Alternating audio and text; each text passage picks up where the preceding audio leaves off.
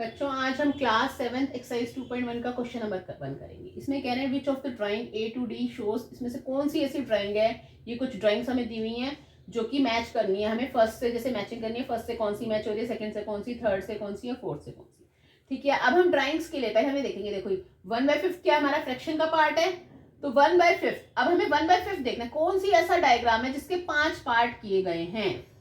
इस डायग्राम के कितने पार्ट किए गए, 1 2 एंड 3, 1 2 एंड 3। ठीक है, इसके कितने किए हैं, 1 2 1 2 3 4, 1 2 3 4 5 पार्ट्स किए गए हैं। ठीक है, जिसमें से कि 1 शेडेड है, 1/5 5 पार्ट्स हैं जिसमें से कि 1 शेडेड है, तो डी डी। और ऐसे कितने हमारे पास, 2 1 2। ठीक है, तो फर्स्ट की मैचिंग हुई हमारी डी से, मतलब इसके 5 पार्ट है जिसमें से कि 1 शेडेड है, तो फ्रैक्शन 1/5 हुई और ऐसे हमारे पास 2 हैं। ठीक है, अब सेकेंड पार्ट 1/2 किसका किया गया, 2 पार्ट बना के जिसमें से एक शेड किया गया, तो ये रहे 2 पार्ट, 1 and 2 पार्ट जिसमें से कि 1 शेड है, 1 and 2 जिसमें ऐसे हमारे पास 2 सेट है। ठीक है ना, तो सेकंड की मैचिंग हुई हमारी बी से। थर्ड पार्ट 2/3, कौन सा ऐसा डायग्राम है जिसके 3 पार्ट किए। बेसिकली हमें डिनोमिनेटर देखना है, पहले 3 पार्ट इसके किए 1 2 3। ठीक है, फिर उसके बाद हमने न्यूमरेटर देखा जिसमें से कि 2 शेडेड होने चाहिए हमारे, तो फ्रैक्शन क्या हो गई, 2/3। तो 2/3 के हमारे पास कितने सेट है, 3, 1 2 एंड 3। ठीक है, तो थर्ड की मैचिंग हुई हमारी ए से। ठीक है, 4, 3 into 1/4, कौन सा ऐसा डायग्राम है जिसके 4 पार्ट किए गए, 1 2 3 4 जिसमें से कि एक शेड है, तो फ्रैक्शन हुई 1/4। 1/4 के हमारे पास कितने डायग्राम है, 1 2 एंड 3। ठीक है, दैट्स इट। सी यानी फोर्थ की मैचिंग हुई हमारी सी से। ठीक है, अब क्वेश्चन नंबर सेकंड पे आ जाते हैं।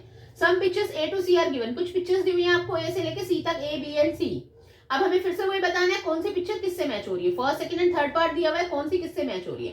3 into 1/5, बेसिकली फिर हमें वही देखना है, पहले 1/5 5 पार्ट्स कहाँ पे किए गए हैं। इसमें 3 पार्ट्स किए गए हैं, इसमें 1 2 3 4 पार्ट्स किए गए। पहले 5 पार्ट्स, 1 2 3 4 एंड 5 पार्ट्स किए गए हैं।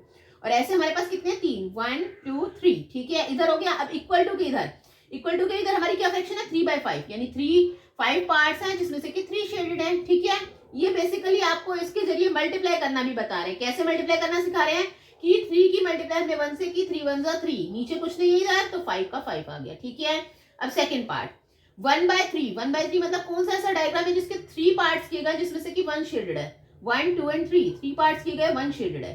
ऐसे हमारे पास कितने सेट है, 2 सेट। ठीक है, इक्वल्स टू 2/3, यानी इसमें 2 पार्ट है तो 3 पार्ट है जिसमें से कि 2 शेडेड है, तो 2/3 हो गई इसकी फ्रैक्शन। ठीक है, ऊपर वाले की मल्टीप्लाई ऊपर से, 2 1 2 और 3 का 3 आ गया, यानी सेकंड की मैचिंग हुई ए से, फर्स्ट की मैचिंग हुई थी सी से।